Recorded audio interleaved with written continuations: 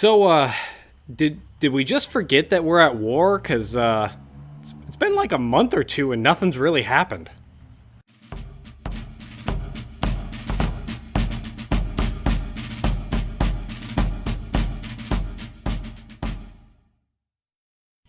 Hello and welcome to Civil War in Hindsight. I'm Lieutenant Tommy. With me, as always, is Prospector Johnny. And this week, Prospector, just first off the bat, you might notice a little different symbol there on the hat. Yes. Little bit different colors on the shoulder bars here. My transfer went through. I am now a second lieutenant of the U.S. Ordnance Department. That's fantastic. So Congratulations. So you are now you're doing what? You're testing new weapons, trying to figure out what we're gonna buy for the troops, or what? Yes, I get to start playing with new experimental weapons like this Henry repeating rifle. Look at that. I got my hands on this bad boy. Goodness, We're gonna try that. 15 like rounds, Johnny. 15 rounds in the magazine. Yeah, I don't have to reload all week. Holy! This is amazing. I mean, that's a game changer. That's a war ender.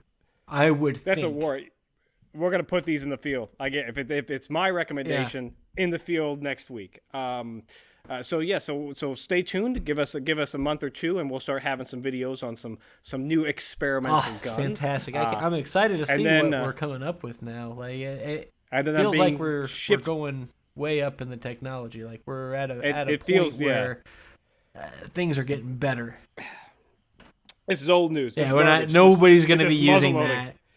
Get that 5-6 months from now, if the war is even still happening, then it's breech loading repeaters for us. So I got that. I'm also being shipped out to Indianapolis, so to set up a new arsenal that's going to be being built here in the next year. So we'll see how that goes, and just further away from the danger of the front. Although I will still be giving our weekly updates on the front because I still have my got your connections. Staff department. That's good. That's good to hear. And you'll be safe throughout the next couple months of the war, and we'll be able to actually provide the updates. So that's important that you're such a coward that you want to get as far away from the battle as possible.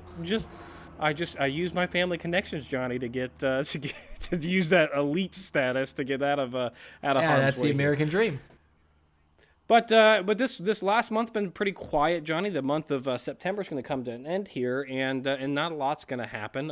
This week is going to open up on the 27th of September with Lincoln and General McClellan getting into a pretty heated argument about nothing really happening in Virginia. So I assume Lincoln's upset because they're not making progress. So they've not. They've lost, if anything, and. We've lost. We've been on the losing track since Bull Run. I mean, we do have the Kanawha Valley kind of wrapped up, so we've got the western part of Virginia secured, but the eastern part, where the capital of the dirty rebels are, it's still very, very dirty, full of dirty rebels. So very, very full of dirty rebels. Lincoln is kind of subjected to his cabinet and the public up in the north that's saying like, hey, can we end this thing anytime soon? Can we get an actual battle started? So he's looking at McClellan, who he appointed as the head of the army of the Potomac. Can we move this along a little bit and finish this up? Is it a train? Are they training at least? Are they doing practice margin? Is that what they're pausing for, or is it just a supply chain issue where we're not able to get? Because that's been a problem throughout the war, right? Where it's neither side's really been able to get the supplies they need. I think it was just partly training, but I'm kind of fearful that McClellan is a little too cautious here. He's got the army, he's got the numbers. Just move. Lincoln is not going to get his wish on the 27th of any action, so to speak, outside of a very small skirmish around Norfolk, Missouri, so still nothing in Virginia.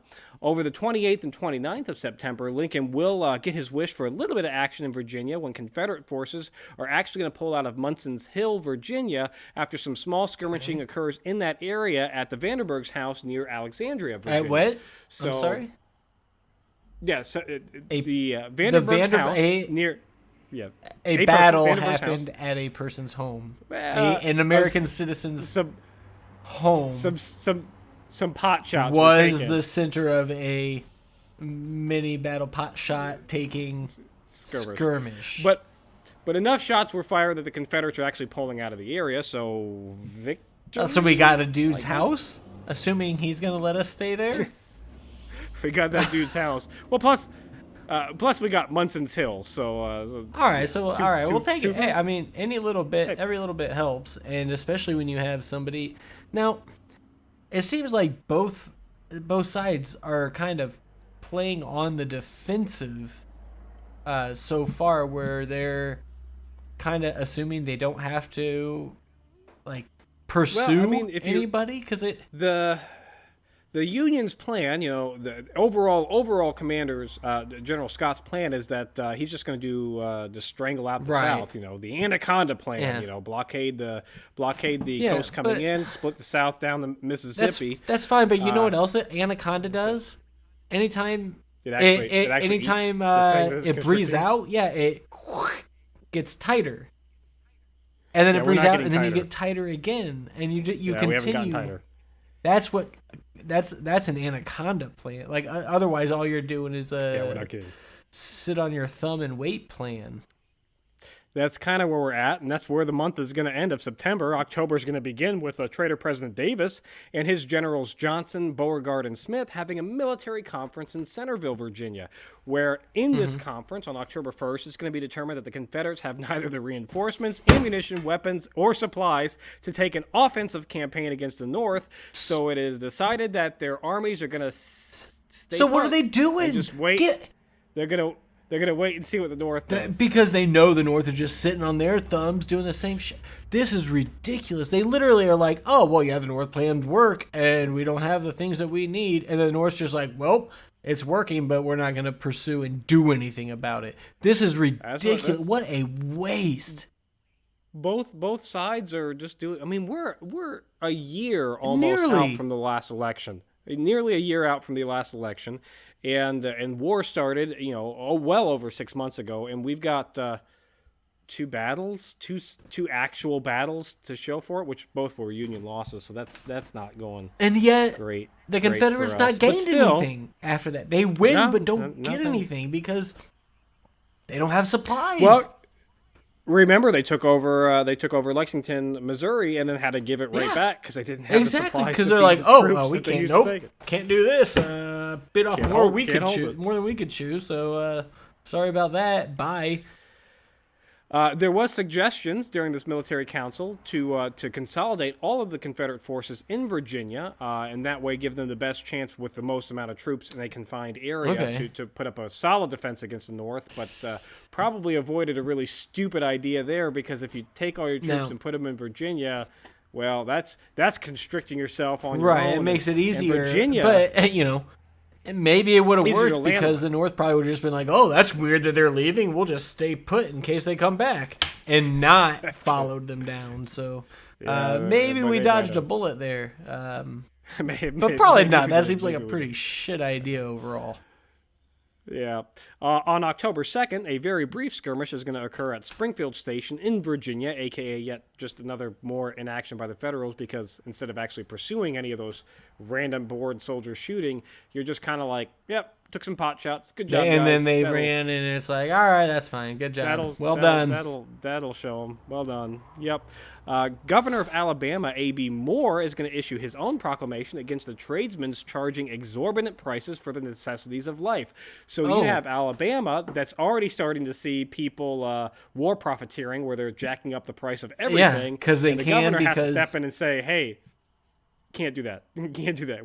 You can't, you can jack up the price of tobacco if you want. That's not a life necessity, but don't you dare touch the price of corn.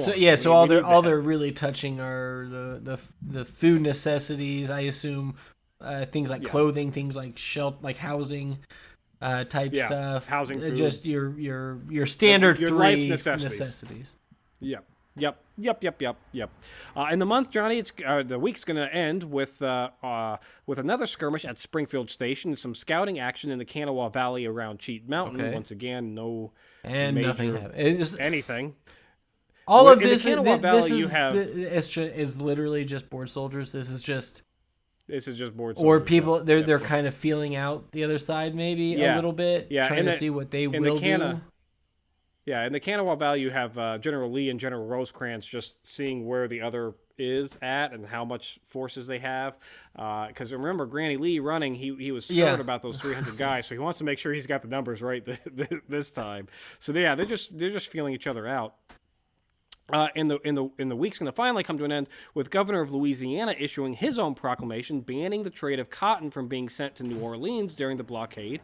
His reasoning here is to withhold cotton from being exported to Europe with the hopes that it may cause a shortage that would force Europe to recognize a confederacy and then provide them aid to break the blockade so they could resume that cotton trade.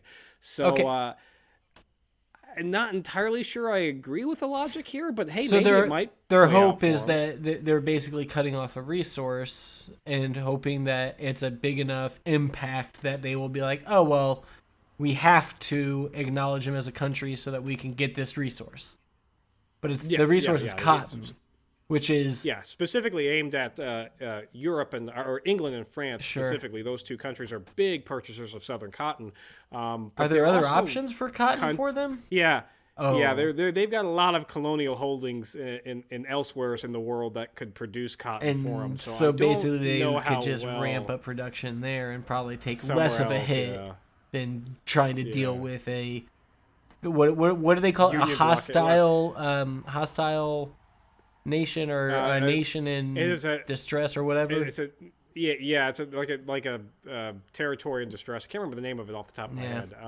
But the thing is, if they do acknowledge the Confederates and start trying to resume that trade, they still do have the Union blockade that they would have to deal with. Right, so effectively, they'd be declaring war again on the Union. And I just it didn't go well last time. No, and England and France are both kind of poor right now. They fought. They spend all their money trying to kill everybody else and take over everything. Oh, those poor babies. So they don't have a lot of money to throw around to a war with the. I mean, it's not like we have much to talk about because it's not exactly like either the sides on this war has a whole lot to go on. No, we sure don't. So I guess we'll just have to see how this plays out over the next couple of weeks. But I imagine the war's going to be way over before anything in Europe gets affected by this. So another month and we'll be done, hopefully. War's over by Thanksgiving. War's over by Thanksgiving. That's it for this week in Civil War in Hindsight. Please remember to like, share, and subscribe. And if you enjoy this, check out Historic Hindsight, where we talk about all kinds of random things like farming hippos for meat in Louisiana.